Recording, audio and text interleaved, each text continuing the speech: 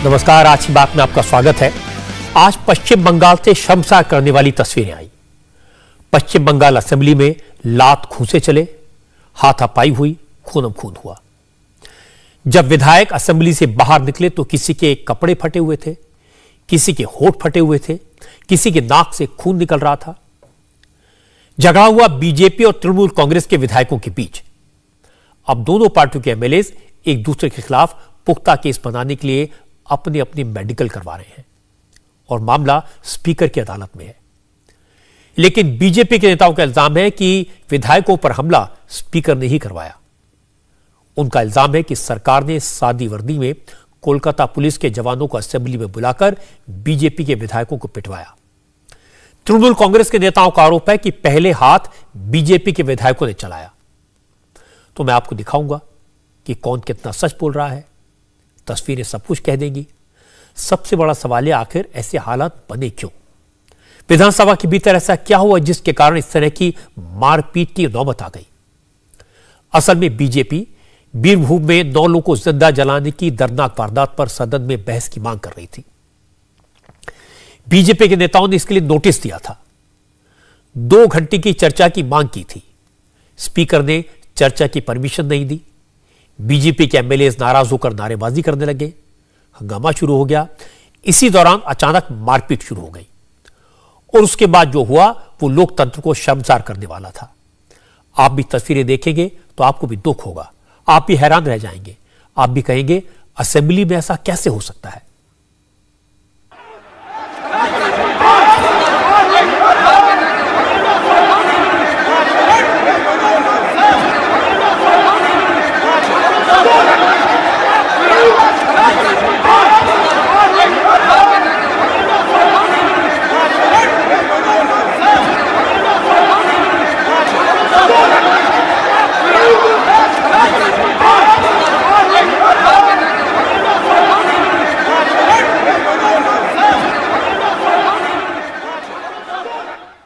अब मैं आपको पश्चिम बंगाल असेंबली की एक और तस्वीर दिखाता हूं। यह भी विधानसभा के अंदर की तस्वीरें हैं। जो विधायक बेंचेस पर गैलरी में घुटने के बल गिरे हुए दिख रहे हैं वो बीजेपी के एमएलए नरहरि महतो हैं। नरहरि महतो को घेर कर खड़े विधायक तृणमूल कांग्रेस के हैं और जिन नेताजी ने नरहरि महतो का कुर्ता पकड़ रखा है वो तृणमूल कांग्रेस के विधायक अब्दुल रहीम बख्शी है। बख्शी साहब ने कॉलर पकड़कर नरहरि महतो को असेंबली से बाहर जाने को कह दिया और नरहरि महतो ने चुपचाप बाहर जाने में ही भलाई समझी और बाद में नरहरि महतो को ही स्पीकर ने सदन से सस्पेंड कर दिया।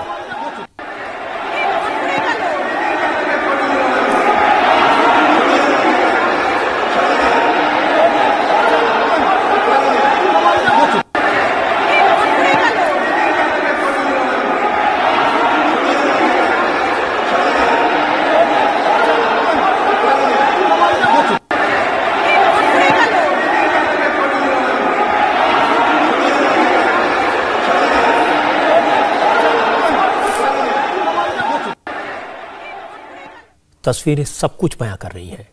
कुछ कहने की जरूरत ही नहीं है। हालात इतने बिगड़े कि मार्शल बुलाने पड़े।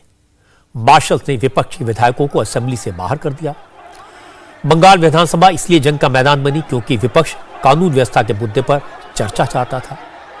आज बजट सेशन का आखिरी दिन था, इसीलिए बीजेपी की मांग थी कि 9 लोगों को जिंदा जलाने की घटना पर आज ही चर्चा हो और मुख्यमंत्री ममता बनर्जी सदन में आकर बयान दें। बस इसी बात पर तृणमूल कांग्रेस के एमएलए भड़क गए, हाथापाई पर उतर आए। कई विधायकों को जमीन पर गिराकर घसीटा गया। टीएमसी के विधायकों ने बीजेपी के सदस्यों को कॉलर पकड़कर विधानसभा से बाहर निकाल दिया। इसके बाद स्पीकर ने विधानसभा में विपक्ष के नेता शुभेंदु अधिकारी के साथ बीजेपी के 5 एमएलए को सस्पेंड कर दिया।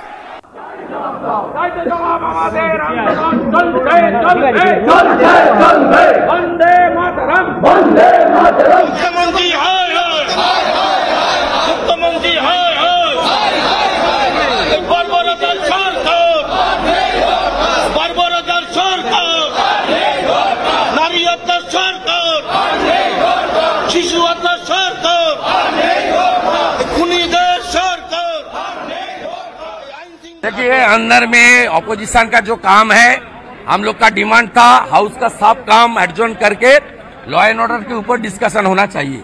कम से कम 2 घंटा तो करिए, आज आखिरी दिन है। उसका बाद वो दाबी नकार दिया।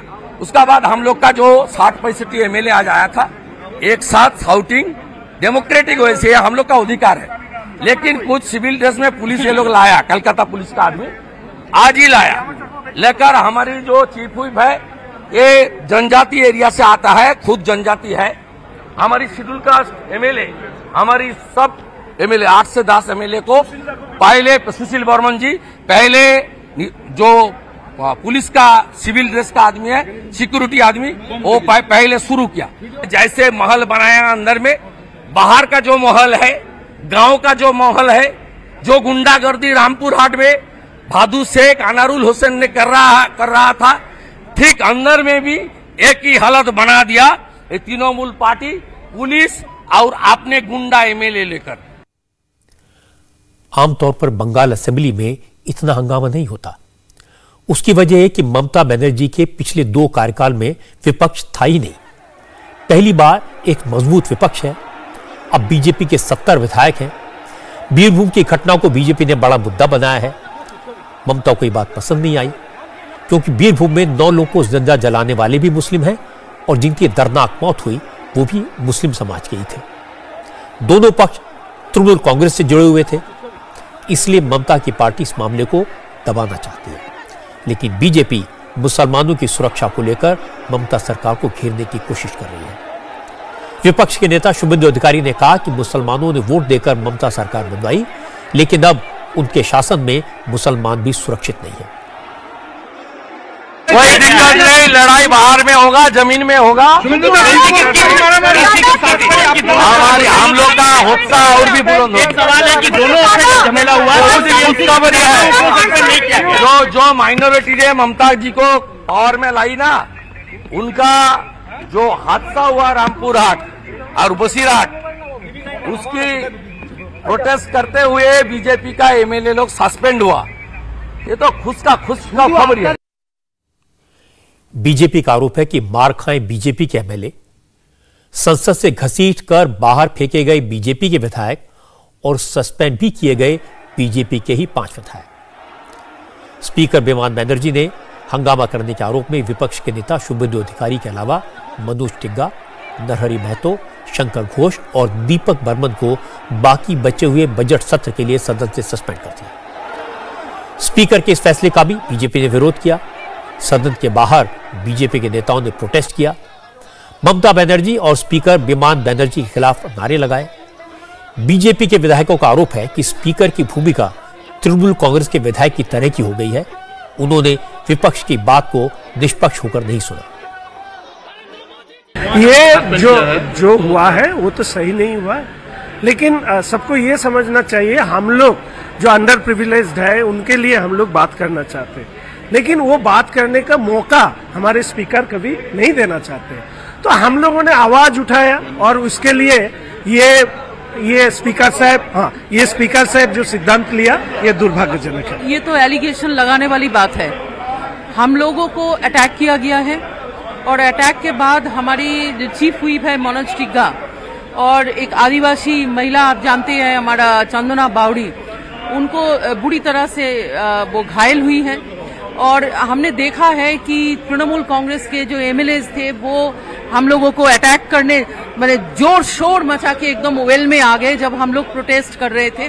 और उसके साथ साथ कुछ सुरक्षा कर्मी वहां पे थे जो भी उनके साथ बहुत धक्का पेली किया और हम लोगों को बहुत बुरी तरह से मारा। हमारा कुछ विधायक है जिनके चश्मा गिर गए, कोई वहां फ्लोर में गिर गए, और इस तरह से असुरक्षित जो एटमॉस्फेयर है विधानसभा के अंदर, ऐसे हमने कभी नहीं देखा। ये फॉल्स एलिगेशन है, ये सारे फॉल्स एलिगेशन है और जबरदस्ती हम लोगों को ऐसे सस्पेंड करना। हमारा 2 विधायक बाहर भी सस्पेंड बैठे हुए और आज भी किया है। अटैक हमारे लोगों के ऊपर हुआ, हम लोगों ने किसी को अटैक नहीं किया, हमने तो प्रोटेस्ट कर रहे थे।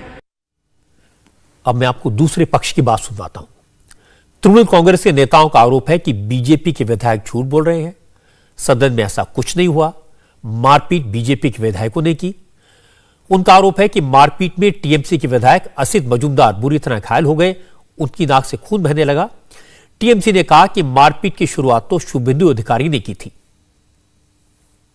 विधानसभा कक्ष गणतंत्र की मंदिर, मस्जिद, गुरुद्वारा है। हर रोज भारतीय जनता पार्टी का गूंज जो है वो लोग हुडलम कर रहे हैं, गुंडामी कर रहे हैं। यहाँ पे आज जब अधिवेशन कक्ष में वो लोग नड़ा शोर मचाया, उसी टाइम हमारा विधायक औसित मुजुमदार को शुभेंदु अधिकारी जो है ऑपोजिशन लीडर, वो 2 ब्लो मारा, घुसी मारा और नाक से खून निकाला।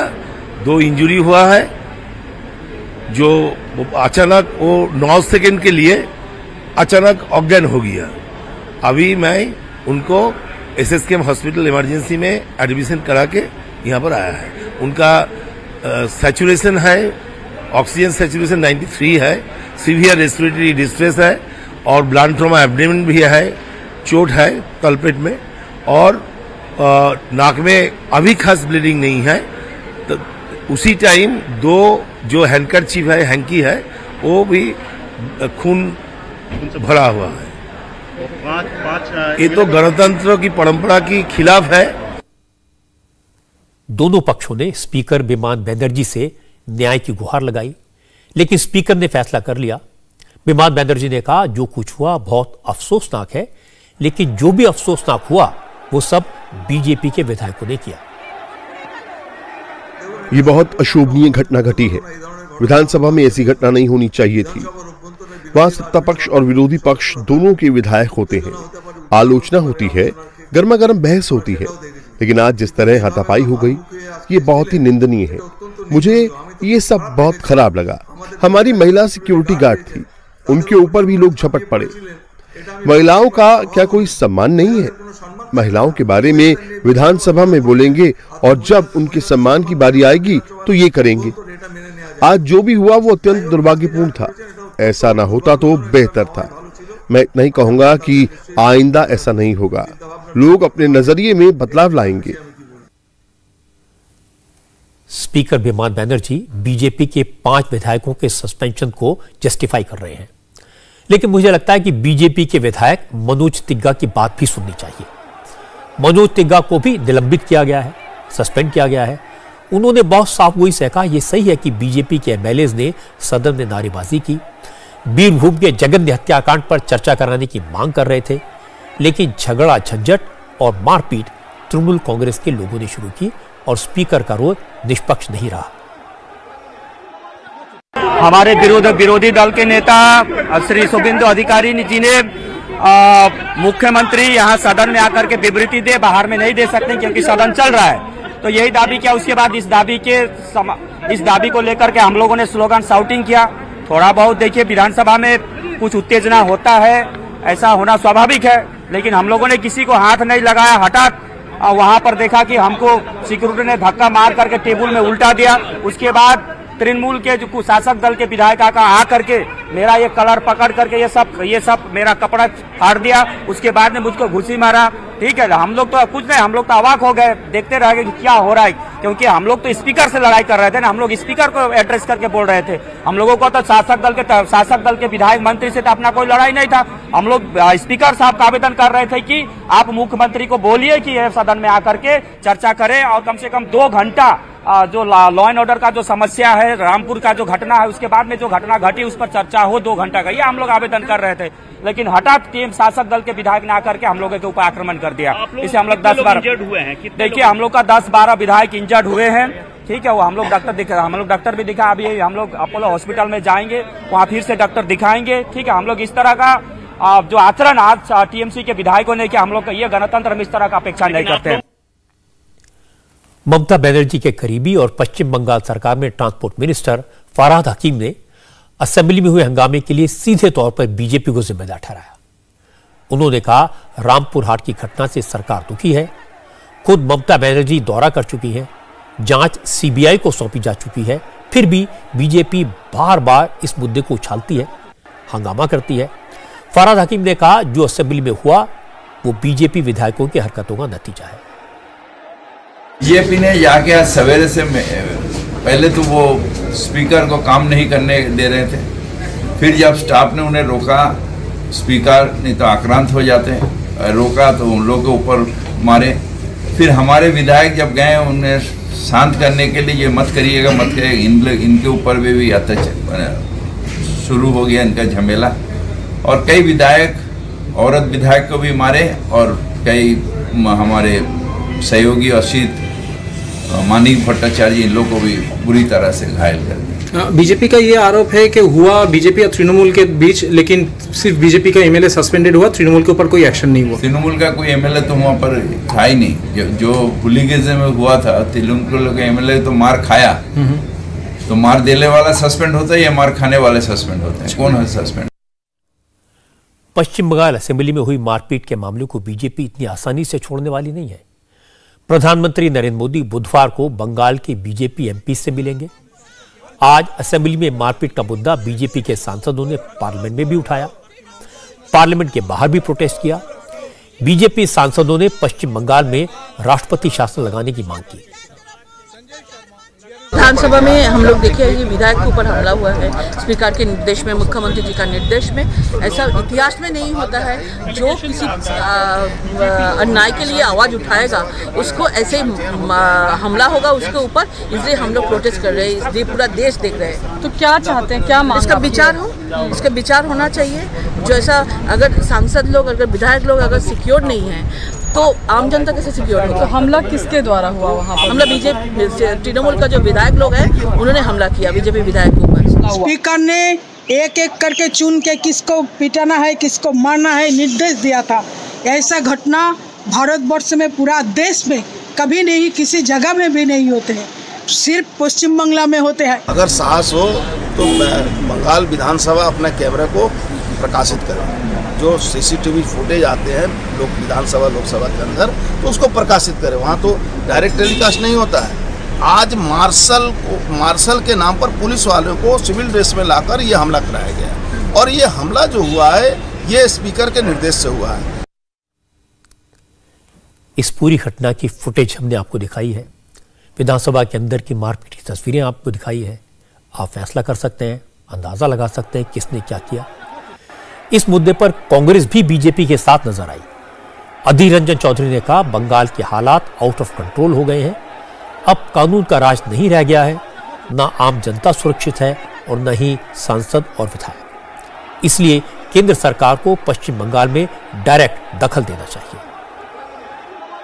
देखिए, मैं तो दरखास्त किए हैं हिंदुस्तान की महामहिम राष्ट्रपति जी को कि बंगाल के हालात जिस तरह से दिन पे दिन बिगड़ते जाते हैं, उसको मद्देनजर बंगाल में संविधान की जो प्रावधान है, और खासकर 355 अनुच्छेद में संविधान की जो प्रावधान है, जहां सूबे की सरकार को संविधान की प्रावधान मुताबिक चलने के लिए केंद्र की सरकार या कोई अथॉरिटी कुछ करे, ये तो मैं जरूर रखूंगा, इसलिए कि बंगाल के हालात सही मायनों में बड़े बदहाल में गुजर रहे हैं। आज बंगाल के गवर्नर जगदीप धनखड़ ने दिल्ली में अमित शाह से मुलाकात की और बंगाल के हालात में रिपोर्ट दी। जगदीप धनखड़ शाम को वापस कोलकाता पहुंचे तो शुभेंदु अधिकारी ने बीजेपी के सभी सस्पेंडेड विधायकों के साथ गवर्नर से मुलाकात की और इस मामले में इंटरवीन करने को कहा।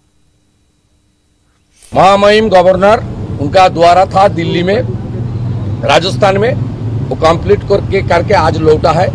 गवर्नर हमारी जो असेंबली का जो रूल्स है, कॉन्स्टिट्यूशन है 167 के अंदर मेन स्टेक होल्डर है गवर्नर, मेन स्टेक होल्डर है गवर्नर। आज जो असेंबली में पूरा दिन हुआ है, हम लोग सस्पेंडेड 4 एमएलए ब्रीफ कर दिया गवर्नर जी को और उसको इंटरवेंशन का हम लोग रिक्वेस्ट किया। इसमें महाराष्ट्र में इस तरीके से हादसा हुआ था, कुछ सस्पेंडेड एमएलए ने सुप्रीम कोर्ट गया था, सुप्रीम कोर्ट का वर्डिक्ट भी है, और जो प्रोसीडिंग्स आज ने टीएमसी की इशारा पर अध्यक्ष जी ने लिया है, उसका प्रोसीडिंग्स का कॉपी आने का बाद हम लोग नेक्स्ट कोर्स ऑफ एक्शन क्या होगा ये हम लोग सोच समझ के ठीक करेगा। लेकिन 167 के अंदर गवर्नर ये हाउस का मालिक है, मेन स्टेक होल्डर है, उसको ब्रीफ करना उसको इंटरवेंशन का मांग करने के लिए हम लोग आया था। असेंबली में लात घूसे चले, विरोधी दलों के विधायकों को पीटा जाए, खूनम खून हो जाए, इसको कौन ठीक कहेगा? कानून व्यवस्था पर चर्चा की मांग करना विरोधी दलों के एमएलए का हक है। सरकार से सवाल पूछना विरोधी दलों का काम है। इसके लिए अगर विधायकों को मारा जाएगा, पीटा जाएगा, तो ये लोकतंत्र के लिए खतरनाक है। इस पूरी घटना की तह में जाने की जरूरत है, इसके कारण को समझने की जरूरत है। बीरभूम के नरसंहार का मामला ममता बनर्जी के लिए सेंसिटिव है। वो नहीं चाहती इस मुद्दे को ज्यादा तूल दिया जाए, क्योंकि मरने वाले और मारने वाले दोनों मुस्लिम हैं और दोनों तृणमूल कांग्रेस से जुड़े हैं। ममता को यह बात भी अच्छी नहीं लगी कि कोर्ट ने इस मामले की जांच सीबीआई को सौंप दी। सीबीआई केंद्र सरकार के अधिकार में काम करती है। राजनीतिक तौर पर इस मुद्दे पर ज्यादा बात हुई तो इसका असर आने वाले बाई इलेक्शन पर पड़ सकता है। मुसलमानों की नाराजगी ममता बनर्जी को झेलनी पड़ सकती है और ममता ऐसा बिल्कुल नहीं चाहेंगी, क्योंकि वो किसी भी कीमत पर आसनसोल लोकसभा सीट और बालीगंज विधानसभा सीट पर बाई इलेक्शन जीतना चाहती है। ममता ने बालीगंज से बाबुल सुप्रियो को मैदान में उतारा है, जबकि बाबुल सुप्रियो के इस्तीफे से खाली हुई सीट से शत्रुघ्न सिन्हा को पार्टी का उम्मीदवार बनाया है। दोनों ही बीजेपी में थे। इन दोनों सीटों पर मुस्लिम वोटर्स की तादाद अच्छी खासी है। चर्चा है कि बालीगंज सीट पर बाबुल सुप्रियो को टिकट देने से मुस्लिम वोटर ममता बनर्जी से नाराज है, क्योंकि बाबुल मोदी सरकार में मंत्री रहे, मुसलमानों के खिलाफ काफी बोलते थे, इसलिए अब वो बाबुल को सपोर्ट नहीं करना चाहते। बालीगंज के मुस्लिम वोटर्स खुलकर अपनी नाराजगी का इजहार भी कर रहे हैं। ममता बनर्जी के करीबी और बंगाल सरकार में मंत्री फरहाद हकीम जब बालीगंज में कैंपेन के लिए पहुंचे तो मुस्लिम बहुल इलाकों में उन्हें घुसने नहीं दिया गया।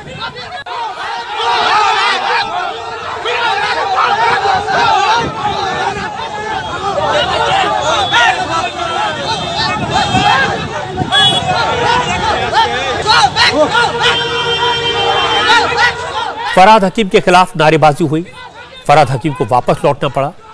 ममता की पार्टी के लिए मुश्किल यह है कि कुछ दिन पहले बालीगंज में भी मुस्लिम छात्र नेता अनीस खान की हत्या हो गई थी।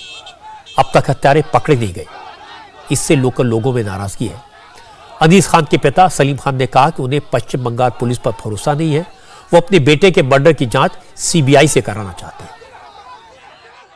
रामपुर हाटे वही ज्ञानबंद सिंह सीटे दायित्व रामपुर हाट में जिसके ऊपर जिम्मेदारी है, कोर्ट उसके ऊपर भरोसा नहीं कर पाया।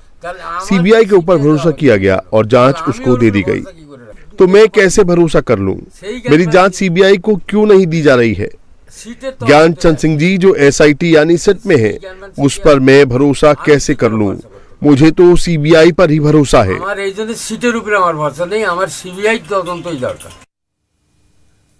बालीगंज विधानसभा सीट पर 7 वार्ड्स में 60% से ज्यादा वोटर मुसलमान हैं।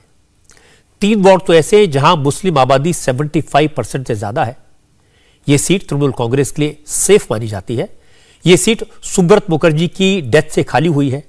सुब्रत मुखर्जी 50 साल तक इस सीट से विधायक रहे, तृणमूल कांग्रेस के फाउंडर मेंबर थे, लेकिन इस बार टीएमसी के लिए मुश्किल हो सकती है।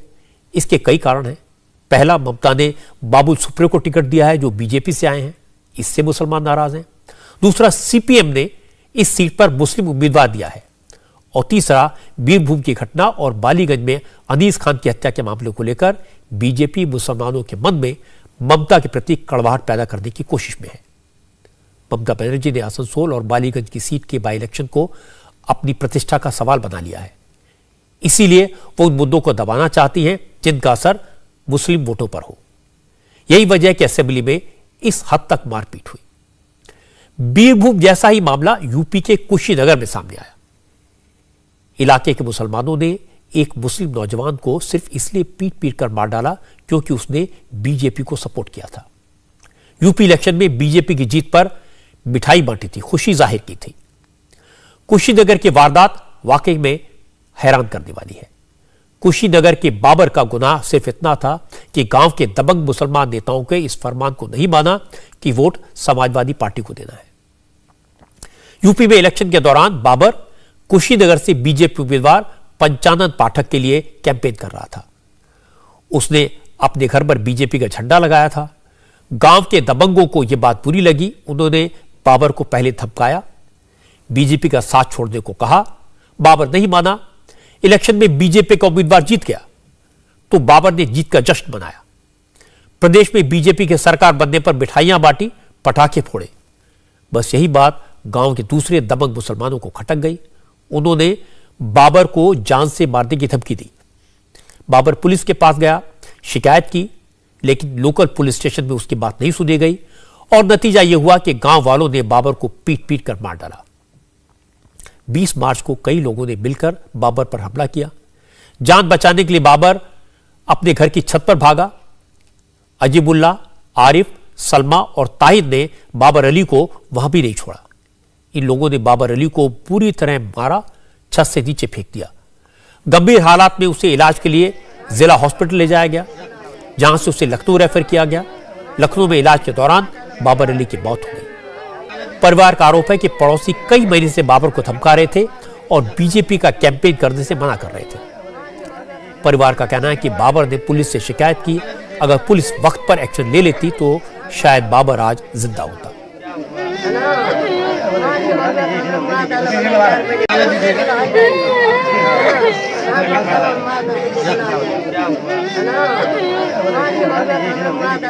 ये लोग 4 महीने से प्लान बना रहा था इसको मारने के लिए और धमकी जो दे रहे थे, धमकी पे धमकी दे रहे थे। और उसके बाद से एक दिन पथराव किए, इसका घर फर तोड़ ताड़ किए, पूरे मारने वाले लोग जितने भी थे सर। उसके बाद से इसको मौका ढूंढ रहे थे, कब मारे सर। ये बस ये बीजेपी के प्रचार प्रसार में लगा हुआ था और इसके लिए ये लोग बहुत मतलब इन लोगों का पूरा मतलब गुस्सा सर पे चढ़ गया था कि अब मार देंगे तब मार देंगे। कई बार इसको धमकी मिला 10 लाख थाने में दे देंगे, मार देंगे, ये कर देंगे, वो कर देंगे।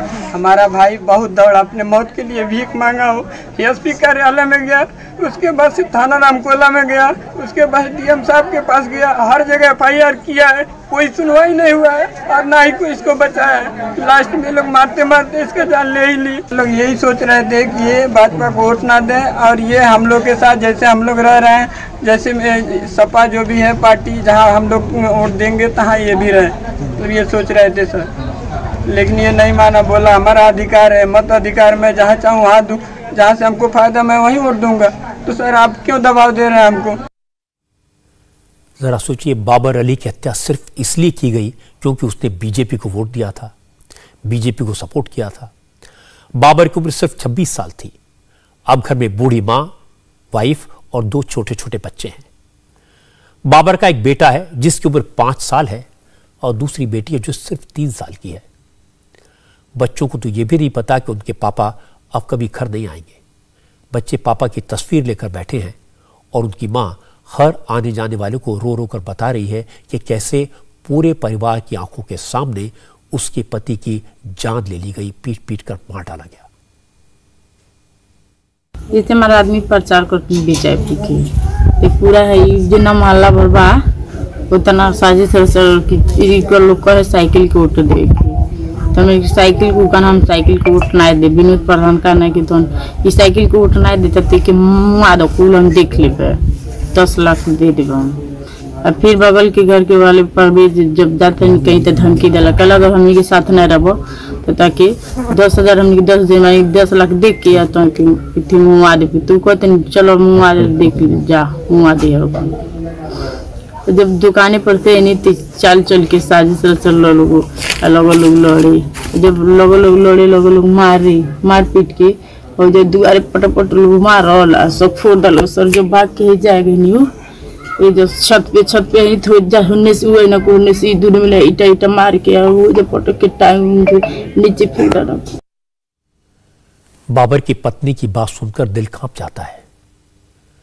हैरानी की बात है कि बाबर की जान लेने वाले अनजान लोग नहीं थे, उसके अपने गांव के थे, उसके पड़ोसी थे, उसके रिश्तेदार थे। सब के सब बाबर अली की जान के दुश्मन बन गए क्योंकि बाबर ने समाजवादी पार्टी के बजाय बीजेपी को सपोर्ट किया, बीजेपी को वोट दिया। बाबर की मां ने बताया कि बाबर के हत्यारों को गांव के प्रधान का सपोर्ट था। बाबर की मां ने कहा कि प्रधान हत्यारों से कह रहा था मार दो, वो देख लेगा। पर्दा लो मार दिया लो वोट डाले खातिर बीजेपी के। हाँ बीजेपी को वोट डाले खातिर भाजपा के वही खातिर मारल हलो मुआवल हलो आरिफ अजमुल्ला एथी जलेखा सलमा नमीस तोही भाजपा को वोट डाले खातिर सब झुकमी के मारल है। भाजपा को वोट दे दनी योगी बाबा के तो हमारे साथ गद्दारी कैले वालो आ साइकिल पर कहत रहो वोट देवे के साइकिल वोट नहीं जाता तो वही खातिर 4 बजे दिन में हमने का गटई हट के डांगी से गड़ासी से ईटा से हथौड़ी से मारल हम प्रधान कहला है जे मार दसो हम देख ले। कुशीनगर में बाबर की हत्या को सरकार ने बहुत गंभीरता से लिया है। चीफ मिनिस्टर योगी आदित्यनाथ खुद पूरे मामले को देख रहे हैं। बाबर का गांव रामकोला थाने के दायरे में आता है। उसके थाना इंचार्ज को लाइन हाजिर कर दिया गया है। पुलिस ने हत्या में शामिल 4 में से 2 आरोपियों को अरेस्ट कर लिया है। बाबर अली की खबर के बाद कुशीनगर के बीजेपी विधायक पंचानंद पाठक बाबर के परिवार से मिले। पंचानंद पाठक बाबर के जनाजे में शामिल हुए, जनाजे को कंधा दिया।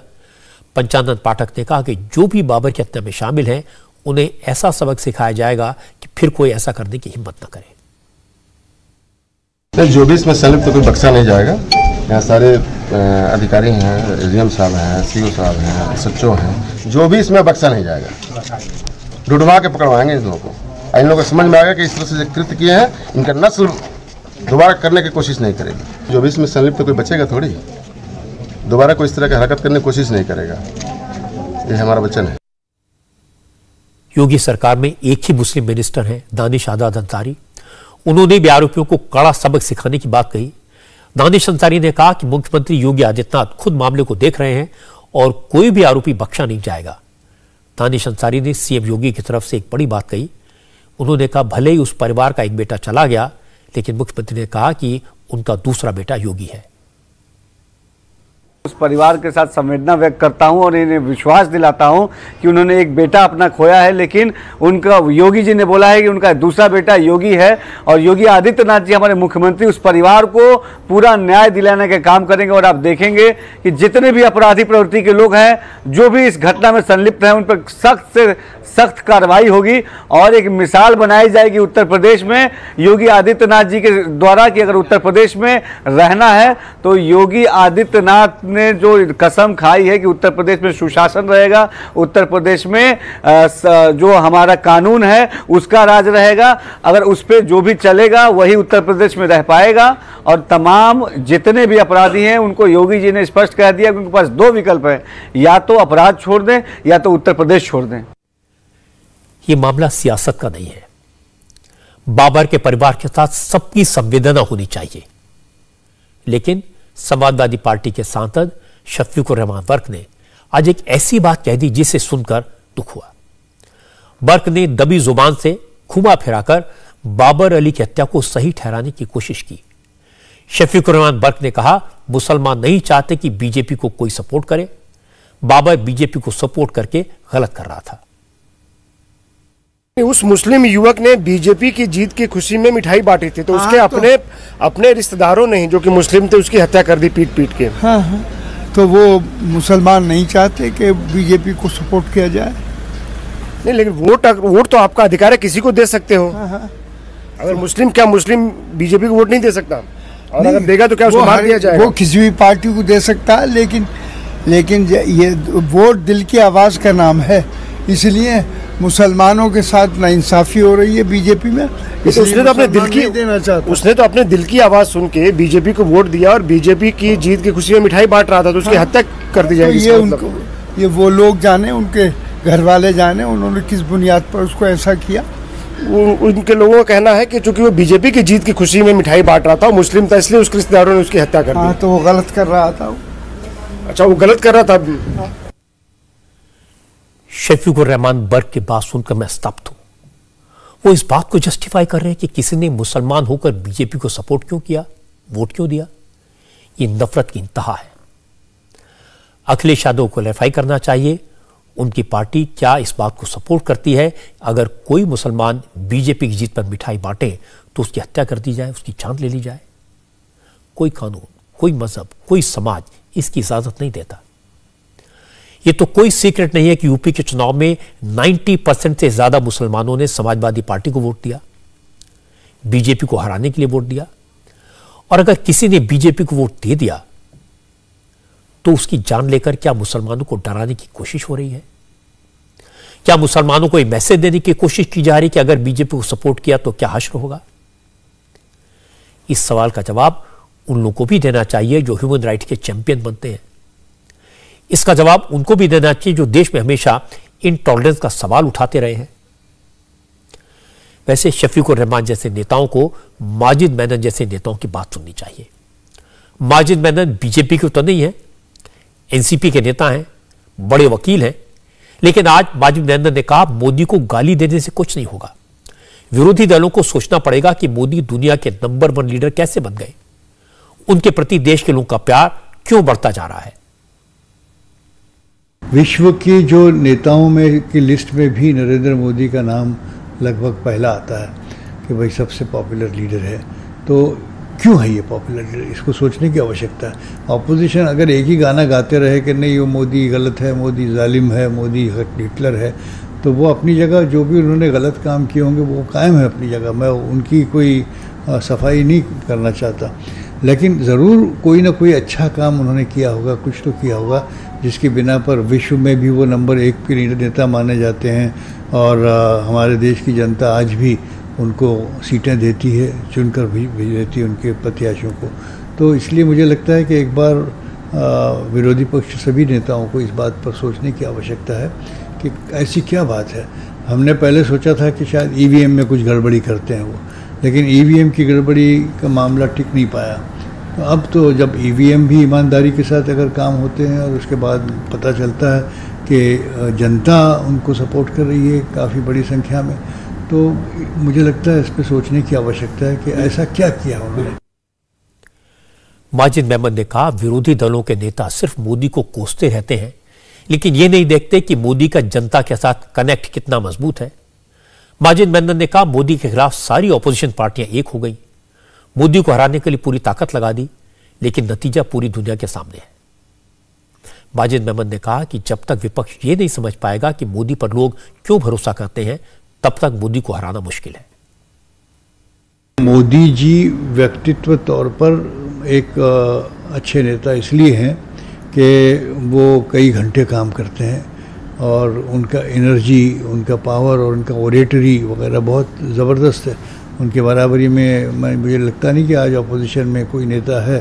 कि हमारे पहले जो नेता हुआ करते थे अपोजिशन में, जैसे कई ऐसे नेता थे जो टेरिबल स्पीकर्स थे, ओरेटर थे, जिनकी आवाज़ पर लोग इकट्ठा हो जाते थे और मान लेते थे। अब वो ऐसा कोई रहा नहीं। मोदी जी के बोलने का तरीका, मोदी जी का काम करने का तरीका, मोदी जी सबसे बड़ा एडवांटेज उनको ये है कि उनकी फैमिली नहीं है कोई, तो वो पूरा 24 घंटे 24/7 अपने काम में लगे जुटे रहते हैं। तो ये तो एक प्लस पॉइंट है उनका।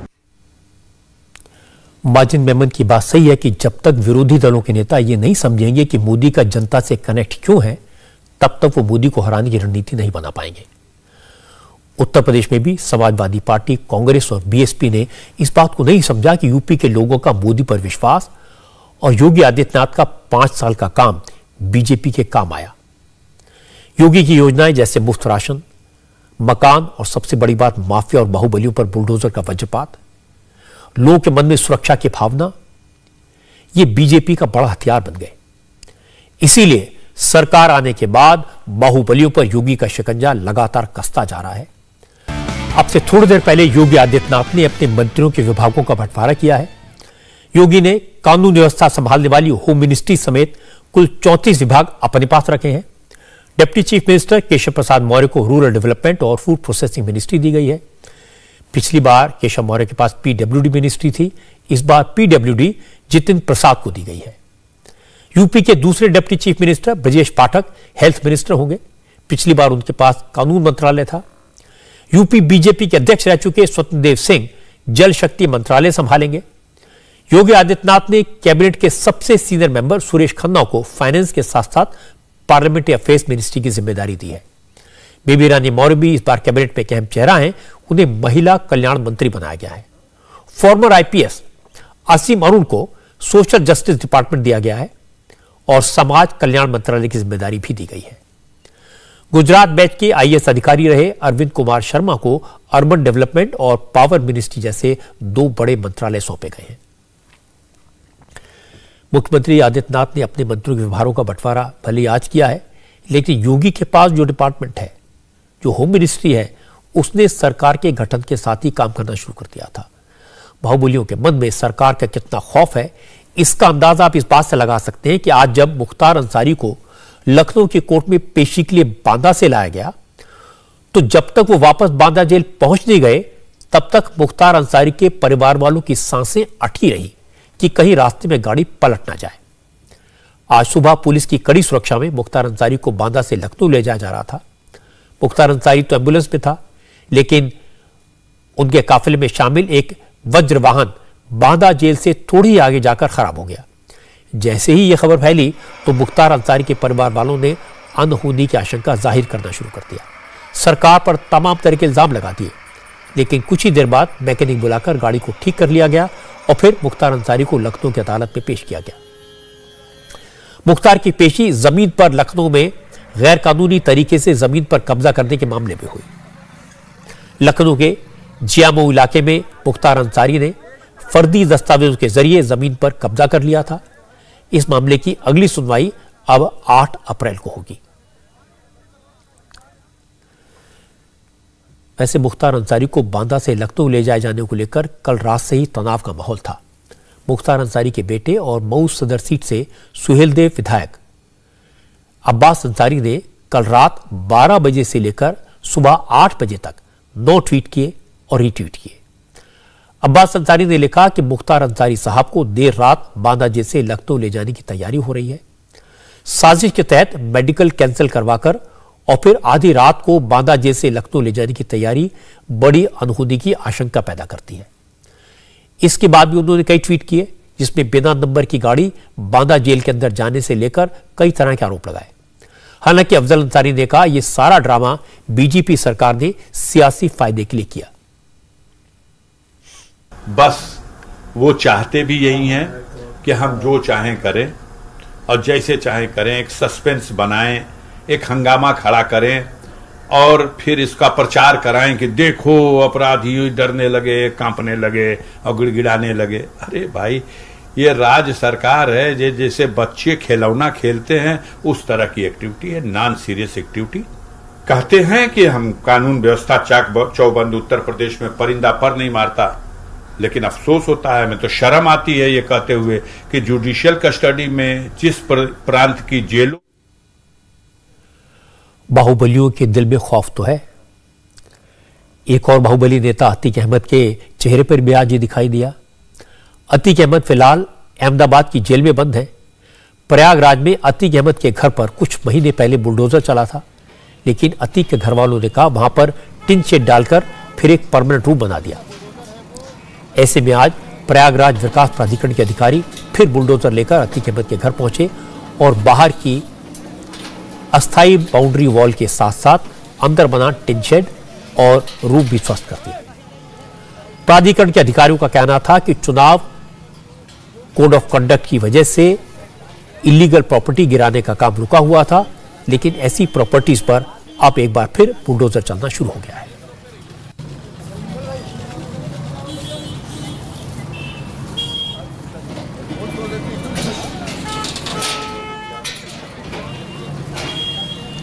अतीक अहमद ही नहीं बल्कि उसके साथियों के खिलाफ भी एक्शन जारी है।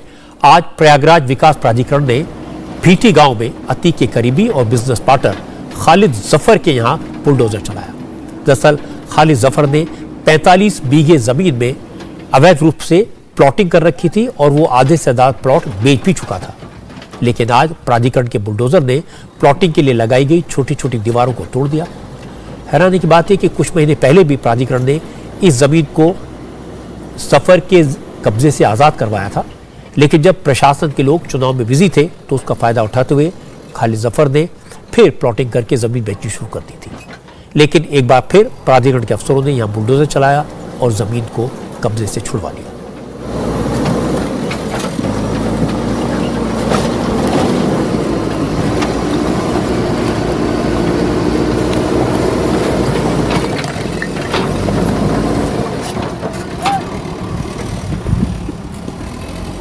यहाँ पर जो अवैध प्लॉटिंग की गई है, ये खालिद जफर के द्वारा जो है कार्रवाई, ये अवैध प्लॉटिंग की गई है। साथ में आसपास और छोटे मोटे जो है वो प्लॉटिंग किए हुए हैं, इसी के एक्सटेंशन में किए हुए हैं। यहाँ पर पूर्व में ये जो अवैध कॉलोनी बसाई जा रही थी, पूर्व में 2 बार इसका डिमोलिशन हो चुका है और इस दौरान समय पा करके इसको फिर से उसको बनाने का प्रयास किया गया है और उसका एक्सटेंशन भी किया गया है, जिसका आज ध्वस्तीकरण की कार्रवाई की जा रही है। मुझे याद है यूपी चुनाव में कैंपेन के दौरान योगी आदित्यनाथ कहते थे कि आजकल माफिया और बाहुबली एक बार फिर से सिर उठाने लगे हैं, क्योंकि बुलडोजर मेंटेनेंस के लिए चला गया था। योगी ने कहा था कि 10 मार्च के बाद बुलडोजर फिर से चलेगा और ये सब बिलों में घुस जाएंगे। योगी की बात सही साबित हुई। मुख्तार अंसारी और अतीक अहमद जैसे बाहुबलियों का एक जमाने में इतना दबदबा था, इतना खौफ था कि सरकार किसी की भी हो, चीफ मिनिस्टर कोई भी हो, किसी की हिम्मत नहीं होती थी ऐसे बाहुबली नेताओं के खिलाफ एक्शन ले। लेकिन योगी आदित्यनाथ ने ये करके दिखाया और चुनाव में जनता ने उनकी ऐसे एक्शन पर मोहर भी लगा दी। आज कई दिन के इंतजार के बाद गोवा में भी नई सरकार ने कामकाज संभाल लिया। उत्तराखंड और उत्तर प्रदेश के बाद गोवा में भी शपथ ग्रहण समारोह भव्यता से हुआ। नरेंद्र मोदी इसमें मौजूद थे, राजनाथ सिंह मौजूद थे, देवेंद्र फडणवीस भी वहां थे। पद की शपथ लेने के बाद आज प्रमोद सावंत ने अपने दूसरे कार्यभार संभाला। प्रमोद सावंत ने कहा कि उनकी सरकार की सबसे बड़ी प्रायोरिटी होगी रोजगार के अवसर पैदा करना, गोवा में टूरिज्म को बढ़ाना और माइनिंग से जुड़े काम को फिर से शुरू करवाना। आपको मिलने के लिए बड़ी तादाद में आ रहे हैं। डेफिनेटली गोवा ने भारतीय जनता पार्टी की तीसरी टर्म में सरकार आ रहे हैं, माननीय मनोहर पर्रिकर टेन्योर में, और उसके बाद में तीसरी बार सरकार आ रही है। लोगों ने माननीय मोदी जी का विजन फिर से कन्वर्ट करने के लिए इस बार भाजपा को बहुमत दिया है। यहाँ पे एम्प्लॉयमेंट जनरेशन बड़ी मात्रा से करने के लिए और डेफिनेटली जिस तरह से the Goa being a tourism capital देश की रहे, इसलिए काम करेंगे। माइनिंग एक्टिविटी रीस्टार्ट करने के लिए हम फिर से एक बार काम करेंगे। डेफिनेटली गोवा इस तरह से टूरिज्म, माइनिंग और एम्प्लॉयमेंट जनरेशन में सबसे आगे बढ़ेगा। आज गोवा बीजेपी में मनोहर पर्रिकर का युग खत्म हो गया, अब प्रमोद सावंत की बारी आई है। इसी तरह आज स्वामी रामदेव ने भी एक नया इतिहास बनाया। उनकी कंपनी रुचि सोया इंडस्ट्रीज का एफपीओ करीब 4 गुना ज्यादा सब्सक्रिप्शन के साथ बंद हुआ। पहली बार कोई सन्यासी पब्लिक इशू लेकर आया और उसे इन्वेस्टर का इतना भारी समर्थन मिला। यूक्रेन युद्ध की वजह से बड़ी बड़ी कंपनियों ने अपने आईपीओ होल्ड कर लिए थे, अपने प्लान बदल दिए थे, लेकिन स्वामी रामदेव ने अपना प्लान नहीं बदला और मार्केट ने उन्हें जबरदस्त सपोर्ट दिया। इंडिया टीवी हर वक्त हर जगह डाउनलोड करने के लिए सर्च करें India TV news Google play store या ऐप स्टोर पर।